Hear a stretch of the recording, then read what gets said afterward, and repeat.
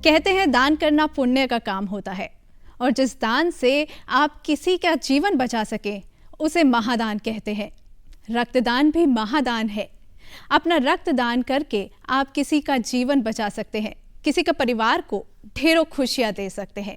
बहुत से सरकारी और गैर सरकारी संगठन कई कार्यक्रम करते हैं, कई कैंप लगाते हैं लोगों को रक्तदान के प्रति जागरूक करने के लिए।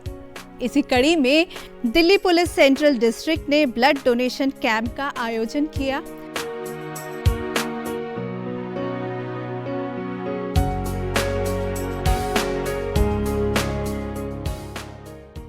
किसी के भी व्यक्ति को कभी भी खून की ज़रूरत पड़ सकती है, तो उसके लिए हमने ये एक ब्लड डोनेशन कैंप ऑर्गेनाइज़ किया है।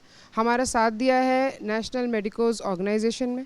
इसमें पुलिस के मेरे साथियों ने बढ़ चढ़कर आज हिस्सा लिया है कि जब भी लोगों को हमारी ज़रूरत है तो हम आगे हैं, हम किसी चीज़ से पीछे नहीं हटेंगे। अगर ज़रूरत पड़ी तो अपना रक्त भी दान करेंगे और हमेशा लोगों की सेवा में हाजिर रहेंगे। हमारे दिल्ली पुलिस के पुलिस पर्सनल्स ने यहाँ पे ब्लड डोनेशन कैंप में अपना ब्लड डोनेट किया है। मैंने भी अपना ब्लड डोनेट किया है और हम सबको सोसाइटी में जिन पेशेंट्स को भी ब्लड ट्रांसफ्यूजन की रेगुलर ज़रूरत पड़ती है या ऐसे एक्सीडेंट केसेस होते हैं जिसमें ब्लड की ज़रूरत पड़ती है, हम सारे हेल्दी इंडिविजुअल्स को हमेशा आगे बढ़कर ब्लड डोनेशन में पार्टिसिपेट करना चाहिए। Delhi police central district in association with national medicos association और हमारा यहाँ जो सिंधी समाज है, एक हमने इनके साथ ब्लड डोनेशन ड्राइव किया है। This is specifically targeted to help children who suffer from thalassaemia. ये एक हमने बहुत नोबल पहल शुरू करी है एंड आई होप कि हम फ्यूचर में भी इसको कंटिन्यू रखेंगे। कोविड जब से स्टार्ट हुआ है फर्स्ट वेव, तभी से ही रक्तधारा अभियान चलाया हुआ है हमने। हम लोगों को मोटिवेट करते हैं और उनको सबको अवेयर करते हैं कि भैया आप आइए और अपना ब्लड डोनेट कीजिए ताकि वो ब्लड जिसको ज़रूरत है उसको जा सके। और हमारा हॉस्पिटल ये ब्लड लेता है और लोगों को फ्री में ही देता है, इसके लिए कोई चार्जेस नहीं होते, क्योंकि हमारा मानना है रक्तदान महादान। मैं हर 3-4 महीने में ब्लड डोनेट करता हूँ और पिछले कई सालों से कर रहा हूँ। एनर्जी आ जाती है ब्लड देने के बाद, ऐसा लगता है आदमी रिफ्रेश सा फील करता है। ब्लड मैंने पहले भी 2-3 दफ़ा दिया हुआ है, मगर कभी ये नहीं महसूस हुआ कि कोई कमजोरी हो या कुछ ऐसा लगे, ऐसा कुछ कभी फील नहीं हुआ। जो व्यक्ति रक्तदान शिविर करते हैं उनका संग्रह करके हम उन रोगियों को प्रदान करते हैं जिनको रक्त की अति आवश्यकता है। अभी हम यहाँ पर कलेक्शन लेते हैं, 350 ml ब्लड लेते हैं व्यक्ति का, जो 35 दिन तक उनको रखा जाता है। उन 35 दिन के दौरान व्यक्ति की यहाँ से भी मांग आती है, हम उन व्यक्तियों को रक्त देते हैं और यही रक्त हम दूसरे हॉस्पिटलों को, ज़रूरतमंदों को आपूर्ति करते हैं और व्यक्तियों के लिए मानवीय कल्याण के लिए बहुत ही आवश्यक है। कई बार रोड एक्सीडेंट्स में जो लोग जख्मी हो जाते हैं और उन्हें पुलिस जब हॉस्पिटल्स में ले जाती है तो उन्हें ब्लड की ज़रूरत होती है, तो हम बहुत करीबी से जानते हैं कि जो ब्लड है उसकी क्या खासियत है कि हमें जब ज़रूरत होती है और हमें कोई ब्लड नहीं देता, तो ये जो ब्लड डोनेशन कैंप है ये मदद करेगा उन सभी के लिए जो ज़रूरतमंद हैं।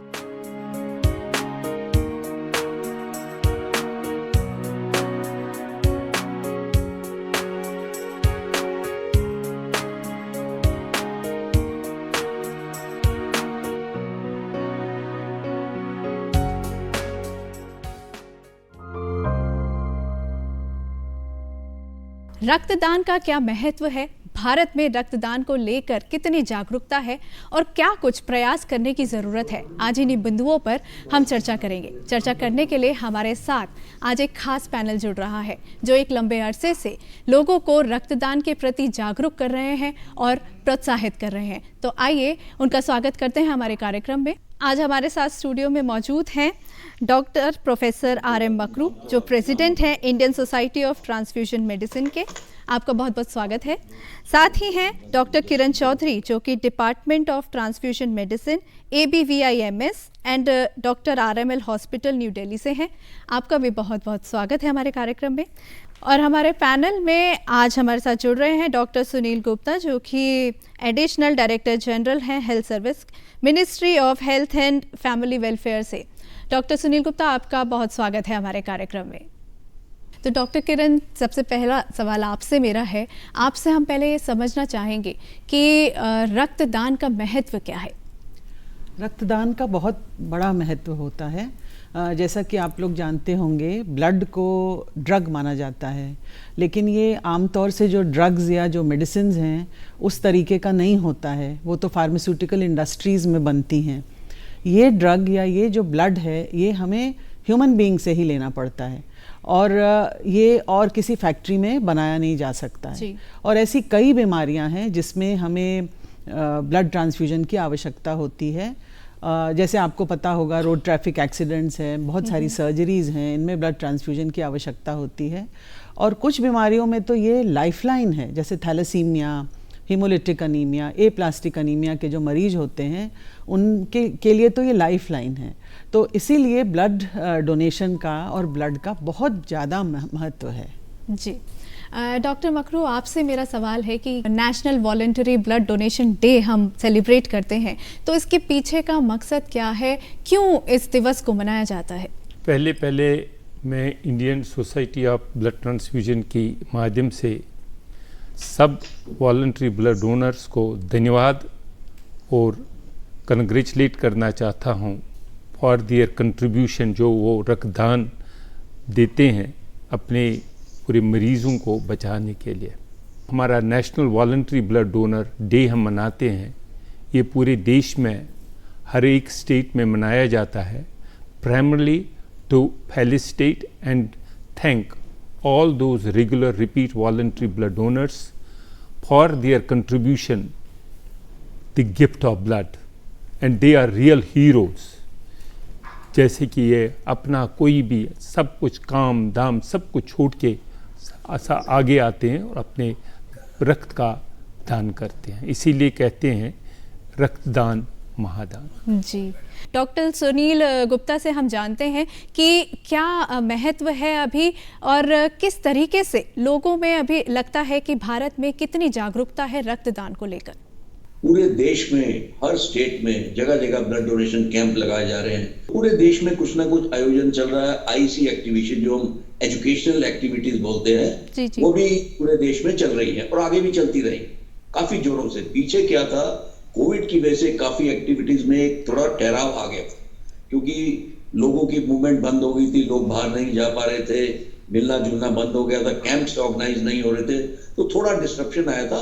बट अब जो कि देश में कोविड की सिचुएशन काफी बेहतर हो गई है, स्पेशली इन नॉर्दर्न इंडिया, तो काफी एक्टिविटी शुरू होगी। उसका पर्पज ही ये होता है कि लोगों में जागरूकता फैलाएं, अवेयरनेस कि यस ब्लड डोनेशन बहुत जरूरी है और उनको ज्यादा से ज्यादा संख्या में आके ब्लड डोनेट करना चाहिए। जो भी उस 18 से 65 साल की उम्र के बीच के आयु के लोग हैं, उनके कुछ स्टैंडर्ड्स होते हैं, स्क्रीनिंग क्राइटेरिया होता, उसको आपको फुलफिल करना। डॉक्टर किरण, आपको क्या लगता है अभी क्या स्थिति है जागरूकता की, जब हम बात करते हैं कि स्वैच्छिक रूप से कितने लोग आगे आते हैं रक्तदान के लिए?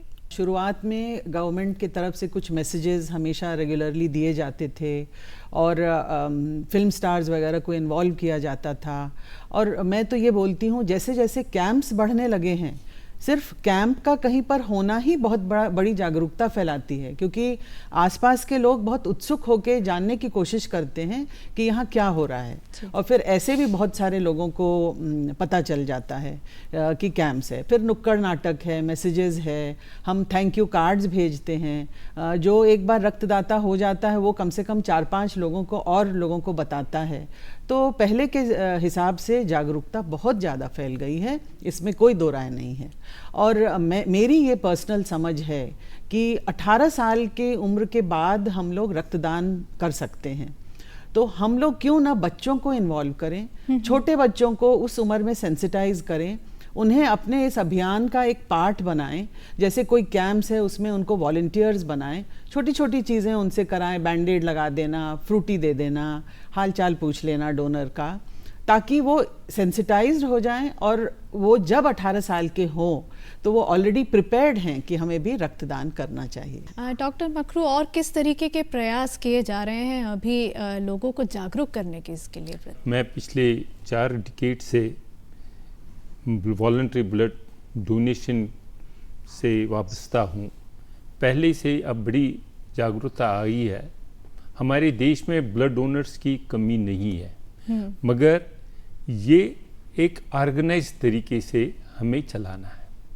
हमारे पास बड़ी वॉलंटरी डोनर ऑर्गेनाइजेशंस है, unfortunately they are not under one umbrella. There is a need that we bring them under one umbrella, and also country needs also to have a centralized type of blood transfusion service, so that there is a blood collection जो है centralized हो, इसकी uniformly blood component बन जाए, testing हो, so that there is a uniformity of the standards। और ये जब ये टेस्टेड ब्लड है, हर एक ब्लड सेंटर जो अस्पतालों में उनको मुहैया किया जाए, और हर एक किसी भी ब्लड सेंटर में ब्लड की कमी ना हो। और इससे एक ये मॉनिटर भी होगा किस अस्पताल में इसकी कमी, वहाँ पर ब्लड उपलब्ध किया जाएगा, और जहाँ अगर इसकी खपत नहीं होती है वहाँ से उठा के दूसरे में, because this will as happens in any developed country. इस चीज़ की महत्वता आजकल मतलब बहुत ज़रूरी है कि हमें क्या कंट्री में आजकल इतने ब्लड बैंक्स बढ़ रहे हैं, जैसे कि 3,500 ब्लड बैंक्स है, और हर एक ब्लड बैंक अपने घर के पास बनाना चाहता है, हर एक अस्पताल में बनाना चाहता है, जिसकी इतनी आवश्यकता नहीं है। ज़रूरत है कि हर एक मरीज़ को अस्पताल में ब्लड मिल जाए, मगर क्या होता है, एक पेशेंट को पिलर टू पोस्ट उसके रिश्तेदारों को दौड़ना पड़ता है ब्लड के लिए। Blood should always be available in the hospital when there is a need, and this is practically possible only when there is always tested blood available, और voluntary blood जाते हैं, हर एक विश्व शिविर पर जाएंगे जहाँ वॉलंटरी ब्लड डोनेशन होता है, अपने खून का दान करते हैं, और खून दान करके वो ब्लड स्टोर हो, टेस्ट हो, और फिर वो हर एक हॉस्पिटल ब्लड सेंटर्स में मुहैया किया जाए। डॉक्टर सुनील, आपसे सवाल है मेरा कि अभी अगर हम ब्लड बैंक्स की स्थिति देखें, जैसे कि डॉक्टर मकरू ने अभी एक राउंड फिगर तो बता दी कि इतने ब्लड बैंक्स हैं हमारे देश में, लेकिन आपसे वो एक क्लियर पिक्चर हम चाहेंगे कि क्या स्थिति है अभी ब्लड बैंक्स को लेके, और कितनी चुनौतियां हैं, क्या कुछ नए प्रयास होने चाहिए अभी ब्लड बैंक्स को लेके? एक साल में बता दूं तकरीबन 200 ब्लड बैंक ऐड हुए, लेकिन इसके अलावा हमारे एक और चीज है जिसको हम ब्लड स्टोरेज सेंटर कहते हैं। देखिए, हमारे देश में तकरीबन 36 + 2 38 स्टेट्स या यूनियन टेरिटरीज हैं, ठीक है, और अगर हम डिस्ट्रिक्ट्स लगाएं, जिला लगाएं, तो 740 के करीब जिला। शुरू में एक पॉलिसी बनी थी कि हर जिले में ब्लड बैंक कम से कम एक होना चाहिए। अब प्रॉब्लम क्या थे पहले भी, लेकिन क्या आप देख रहे होंगे हर साल कुछ नए जिले डिस्ट्रिक्ट्स ऐड होते जा रहे हैं, तो एकदम से नए जिले में ब्लड बैंक लगाना मुश्किल होता है, और जरूरत भी नहीं है। जैसे डॉक्टर मकरू ने कहा है, आपको हर जिले में ब्लड बैंक नहीं चाहिए, आप ब्लड स्टोरेज सेंटर रखिए और सेंट्रलाइज सर्विस दीजिए। तो ये एक अच्छा कॉन्सेप्ट है, बट इसको ऑपरेशनलाइज करने में समय लगेगा। बट टू स्टार्ट विद, हम एक चेन्नई में मेट्रो ब्लड बैंक का हमने प्रोजेक्ट लिया है और वहाँ काम शुरू हो गया है। मेट्रो ब्लड बैंक का मतलब होगा एक स्टेट ऑफ द आर्ट है, बहुत बड़े किस्म का ब्लड बैंक बनेगा जिसमें सारी सेंट्रलाइज टेस्टिंग होगी हर किस्म की। एक नई टेस्टिंग होती है जिसको नेट बोलते हैं, न्यूक्लिक एसिड टेस्टिंग। ये कन्वेंशनल टेस्टिंग जो एलाइजा बेस्ड है उससे बेटर मानी जाती है, लेकिन बहुत कॉस्टली होती है, टेक्निकली डिमांडिंग होती है, और पेरिफेरल ब्लड बैंक में इसको देना थोड़ा मुश्किल है। तो ये हम चाह रहे हैं कि आगे आगे जितने ब्लड बैंक बने वो बढ़िया बने और सारी फैसिलिटी हो, और उनको हम पेरिफेरल लेवल पे ब्लड स्टोरेज सेंटर से लिंक कर दें। आज देश में मैं आपको बताना चाहूंगा, वैसे तो हर डिस्ट्रिक्ट में एक ब्लड सेंटर है, कुछ 70 डिस्ट्रिक्ट ऐसी है कंट्री में क्योंकि जो नई बनी है उनमें भी नहीं है, लेकिन ब्लड स्टोरेज सेंटर सब जगह है। तो ऐसी कोई शॉर्टेज नहीं है कि ब्लड बैंक नहीं है तो किसी को ब्लड नहीं मिल रहा है, ब्लड मिल रहा है, उसको दूसरे ब्लड सेंटर से हम लिंक कर देते हैं blood storage centre through transport van, तो वहां पे एडुकेट मात्रा में रहता है ब्लड। सिर्फ कभी कभी समस्या ये आ जाती है कोई पर्टिकुलर टाइप का ब्लड ग्रुप है, उसकी शॉर्टेज हो सकती है, बट ओवरऑल ऐसी हमें कोई रिपोर्टेड शॉर्टेज नहीं मिली। जैसे मैं एक और बताना चाहूंगा, एक नाको ने नेशनल एड्स कंट्रोल ऑर्गेनाइजेशन, जहां पे ये सर्विसेज थी पहले, अब ये सर्विसेज ट्रांजिशन होकर डायरेक्टरेट जनरल सर्विसेज में आ गई। मैं पहले भी वहां देखता था कुछ समय, अब मैं यहाँ पे इसको देखता हूं। एक सर्वे कराया था नाको ने कि हमारी रिक्वायरमेंट की है, देश की रिक्वायरमेंट कितनी है, तो एक बड़ा सर्वे किया गया था आज से 10 साल पहले। तो उन्होंने पता लगा कि 1% ऑफ पॉपुलेशन जितनी है हमारी उतनी हमारी एनुअल रिक्वायरमेंट है। तो अगर हम आज की डेट में माने रफली 145 करोड़ की आबादी है अगर देश की, तो 1.45 करोड़ हमारी ब्लड यूनिट्स की रिक्वायरमेंट है। नेशनली जो हमारा डाटा आता है पूरे स्टेट से, हमारी 1.25 करोड़ के करीब कलेक्शन है। तो हल्का सा शॉर्टफॉल है, बट वो रिप्लेसमेंट डोनेशन से भी पूरा किया जाता है। और ये जो 1.45 करोड़ ये एस्टीमेट है, एग्जैक्ट रिक्वायरमेंट किसी को नहीं पता, अंदाजा है कि मोस्ट लाइकली इतनी है। तो ये है थोड़ा सिस्टम जो मैं आपको बताना चाहता हूँ। जी डॉक्टर किरण, जिस तरीके से अभी ये एक कोविड एरा चल रहा है, इस दौरान कितनी चुनौतियां अभी हॉस्पिटल्स के सामने आई थी जब हम ब्लड की बात करते हैं, किस तरीके की चुनौतियां सामने थी और अभी किस तरीके की प्रिकॉशंस ली जा रही हैं जब हम किसी का ब्लड लेते हैं या डोनेट करता है कोई ब्लड? हमारा पूरे इंडिया का फर्स्ट कोविड सेंटर था, तो हम लोगों की चुनौतियां बहुत थी क्योंकि सारे रिसोर्सेज कोविड ट्रीटमेंट के तरफ थे, जिसके कारण बाकी जो रूटीन सर्जरीज़ थी वो कैंसिल कर दी गई थी और इमरजेंसी सर्जरीज़ चल रही थी और इमरजेंसी हमारा काम चल रहा था। इस बीच में थैलेसीमिक पेशेंट्स को सपोर्ट करना होता था, एप्लास्टिक अनीमिया के पेशेंट्स को सपोर्ट करना होता था, तो ब्लड आना बहुत ज़रूरी था। और क्योंकि ये नोडल सेंटर था फॉर कोरोना ट्रीटमेंट, डोनर्स आके ब्लड देने में बहुत ज़्यादा डरते थे क्योंकि ये कोरोना का अस्पताल है और हम यहाँ जाएंगे तो हमें कोरोना हो जाएगा। तो ब्लड आना बिल्कुल ना के बराबर हो गया था, लेकिन हमें अपनी सर्विसेज चलानी पड़ी। तो हम लोगों ने क्या किया, जैसे आप जानती होंगी कि ब्लड बेसिकली मल्टीनेशनल से, कॉलेज के स्टूडेंट से और ऐसे कैंप से और कोई ऑर्गेनाइजेशंस हैं जो कैंप लगाती हैं और वहाँ नेचुरली भीड़ भी होता है, तो हम लोग वहाँ से ब्लड लाया करते थे। अभी मोस्ट ऑफ दीज पीपल उनका वर्क फ्रॉम होम हो गया था, तो हम लोगों ने सोचा कि ये बेस्ट अपॉर्चुनिटी है रेजिडेंट वेलफेयर एसोसिएशंस को टारगेट करने के लिए। तो हम लोगों ने एक सर्कुलर निकाला और रेजिडेंट वेलफेयर एसोसिएशंस को टारगेट किया और आप आश्चर्यचकित होंगी ये सुन के कि कम से कम 22-23 रेजिडेंट वेलफेयर एसोसिएशंस ने इस दौरान ब्लड कैंप्स हमारे लिए लगाया, जिससे हमें ब्लड मिल पाया। और जो प्रिकॉशन की बात है वो जनरली कोविड के जो भी प्रिकॉशंस थे वो प्रिकॉशंस हम लिया करते थे। सैनिटाइजिंग, क्लीनिंग होता था बेड्स का, एक डोनर के बाद डोनर के पास मास्क नहीं है तो हम प्रोवाइड करते थे। हमारा स्टाफ पूरे कोविड गियर में जाता था, मास्क, कैप और गाउन्स वगैरह पहन के, और हम लोग ने उनको टाइम दे दिया था। सो वो जो टाइम का बंटवारा हमने किया उससे भीड़ नहीं इकट्ठा होती थी और रेजिडेंट वेलफेयर एसोसिएशंस ने हमें बहुत ज़्यादा सपोर्ट किया इस समय। तो इस तरीके से कोविड का फेज़ हम लोगों ने टाइड ओवर किया, लेकिन अब सिचुएशन काफ़ी नॉर्मल हो गया है 2 महीने से और सर्विसेज अभी पूरी खुल गई हैं। डॉक्टर मकरू, यहाँ पर एक सवाल ये बनता है कि जैसे जो ब्लड है उसमें कई कंपोनेंट्स होते हैं और जब हम इकोनॉमिकली उसको यूज़ करने की बात करते हैं तो किस तरीके से उन कंपोनेंट्स को यूटिलाइज़ किया जाता है, कैसे इकोनॉमिकली यूज़ किया जाता है ब्लड को?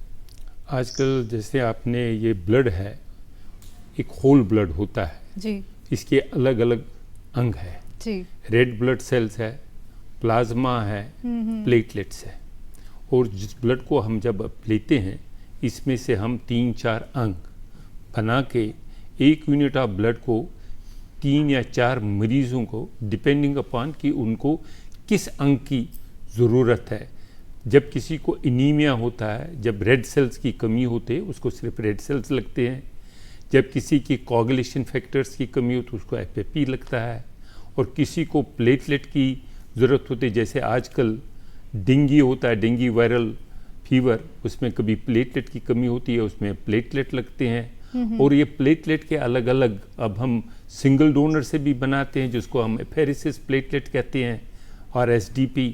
और हम अलग जब हम रक्तदान करवाते हैं उसे ब्लड लेके उसको भी ब्लड बैंक में प्लेटलेट बनाए जाते हैं, मगर उनका जो डोज होता है वो 4-5 डोनर से होता है और एफेरेसिस का एक सिंगल यूनिट से ही उनका मतलब पेशेंट के लिए पूरा एडिक्वेट डोज होता है। डॉक्टर सुनील, आपसे मेरा सवाल है कि कुछ एडवाइजरी, कुछ नई गाइडलाइंस अभी जारी की होंगी, तो वो गाइडलाइंस क्या है वो हम आपसे जानना चाहते हैं।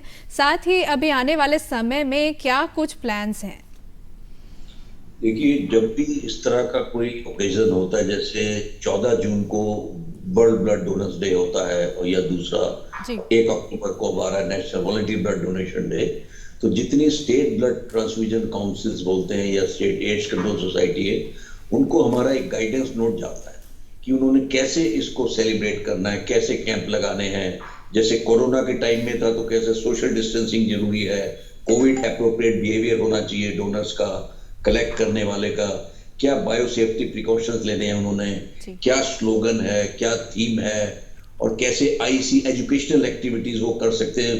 उसमें हमारा जो नाको की वेबसाइट है एनबीटीसी, वहाँ पे एजुकेशनल मटेरियल हर साल नया बनता है, वो अवेलेबल रहता है, तो हमें उनको वो लिंक भी प्रोवाइड करते हैं। उसमें ऑडियोज होते हैं, वीडियोज होते हैं और प्रिंट मटेरियल भी होता है, उसको एजुकेशनल के लिए वो यूज कर सकते हैं। और कैसे ब्लड डोनेशन कैंप लगाना है वो हम उसको एडवाइस देते हैं। ब्लड डोनेशन कैंप इसको हम रेगुलर बेसिस पे लगाए हैं, जो कि हमारे प्रधानमंत्री का एक 75 इयर्स ऑफ इंडिपेंडेंस का प्रोग्राम है एट 75, उसके अंतर्गत हम बहुत एक्टिविटीज करना चाहेंगे। एजुकेशनल एक्टिविटीज भी रहेंगी और ब्लड डोनेशन कैंप्स भी लगेंगे डिफरेंट फॉर्म में।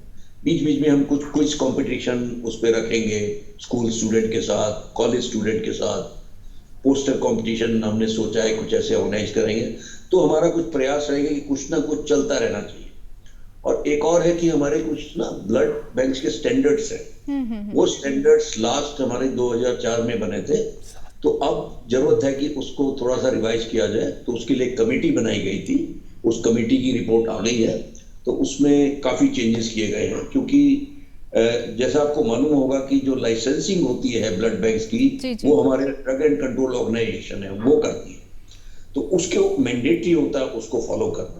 तो उसमें समय पे अमेंडमेंट्स होती रही हैं। जैसे लास्ट ईयर 2020 मार्च में काफी अमेंडमेंट हुई थी, तो वो सबको ध्यान में रखते हुए हमने नए स्टैंडर्ड बनाए हैं। बायोमेडिकल वेस्ट गाइडलाइन चेंज हुई हैं, वो हमने इंकॉर्पोरेट कर दिया। मैन पावर रिक्वायरमेंट कि ब्लड बैंक का इंचार्ज की क्या क्वालिफिकेशन होनी चाहिए, उसमें भी हम थोड़ा चेंज ला रहे हैं। किस किस्म की टेस्टिंग जरूरी है, जैसे मॉलिक्यूलर टेस्टिंग की बात कर रहे हैं, उस पर भी हम ज्यादा जोर दे रहे हैं नई गाइडलाइन में। तो ये सब करके वो जल्दी हम उसको रिलीज कराना चाहेंगे मंत्री साहब से। और जैसा मैंने एक बताया कि एक मेट्रो ब्लड बैंक जो state of the art blood bank बनेगा चेन्नई में, वो आने वाला है, कुछ समय लगेगा अभी। चलते चलते आपसे एक मैसेज लेना चाहेंगे हमारे व्यूअर्स के लिए कि जो ये national voluntary blood donation day है, इसको लेकर आपकी तरफ से कोई मैसेज उनके लिए हो, तो पहले डॉक्टर किरण आपसे वो मैसेज लेना चाहेंगे। मैं तो सारे वॉलंटरी डोनर्स को बहुत बहुत धन्यवाद देना चाहूँगी, बहुत आभार प्रकट करूँगी कि उनकी वजह से इतनी सारी जानें बची और उन्होंने ये नहीं सोचा कि उनके एक छोटा सा डोनेशन से एक पूरी फैमिली कितनी खुशहाल है या वो आज स्वस्थ है। दूसरा जो मैं एज अ स्लोगन बोलना चाहूँगी, कैच देम यंग। मैं ये चाहूँगी कि हम स्कूल से ही स्टार्ट कर दें सेंसिटाइज करना, मैसेजेस देना, ताकि वो जब तक 18 साल के हों वो प्रिपेयर्ड हो जाएं ब्लड डोनेशन के लिए। डॉक्टर मकरू, आपकी तरफ से क्या संदेश है हमारे व्यूअर्स के लिए? Blood donation is blessed twice. It blesses the donor who donates the gift of his blood, the life, and also blessed the person who receives the blood. The blood donor can be a patient, and a patient can be a donor, healthy donor.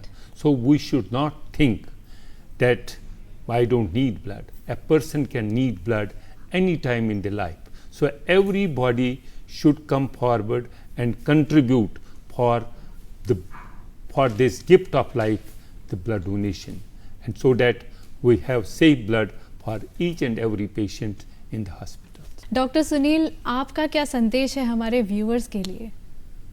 मेरा भी वैसे तो doctor Makru ने और doctor किरण ने मेरे का सभी कुछ कह दिया जो मैं भी कहना चाहता था, कि बिल्कुल सही बात है कि ये हमारे वॉलंटरी डोनर ही हैं। आपको मैं बता दूं, हमारे कंट्री में जो जितना भी ब्लड कलेक्ट होता है तकरीबन 70% वॉलंटरी ब्लड डोनर्स और बाकी 25 से 30% रिप्लेसमेंट डोनेशन। रिप्लेसमेंट डोनेशन का मतलब होता है आप सर्जरी कराने अस्पताल में गए, आपके मरीज को 2 यूनिट चाहिए, तो उतना 2 यूनिट आपसे ले लिया गया, वो रिप्लेसमेंट होता है। तो ये भी बहुत बड़ी बात है कि 70% ब्लड डोनेशन बाय वॉलंटरी इच्छा से विदाउट एनी रिटर्न हो रहा है, ये बहुत बड़ी बात है। तो उनका सबका धन्यवाद है जो भी इस दिशा में। और मैं ये बताना चाहूँ, कुछ हमारी स्टेट्स हैं जैसे केरला है, कर्नाटका है, महाराष्ट्र, वेस्ट बंगाल, इन्होंने बहुत अच्छा काम किया इस क्षेत्र में। और वहाँ पे तकरीबन 90% तक, 85 से 90% तक लोग वॉलंटरी ब्लड डोनेशन दे रहे हैं विदाउट एनी एक्सपेक्टेशन, कोई स्वेच्छा जिसको बोलते हैं। तो ये बहुत बड़ी बात है, उन सबका धन्यवाद। और इस बार का जो इस साल का थीम है कि give blood and keep the world beating, world की जो हार्ट है उसको बीट करने दीजिए, वो आपकी ब्लड पे निर्भर है।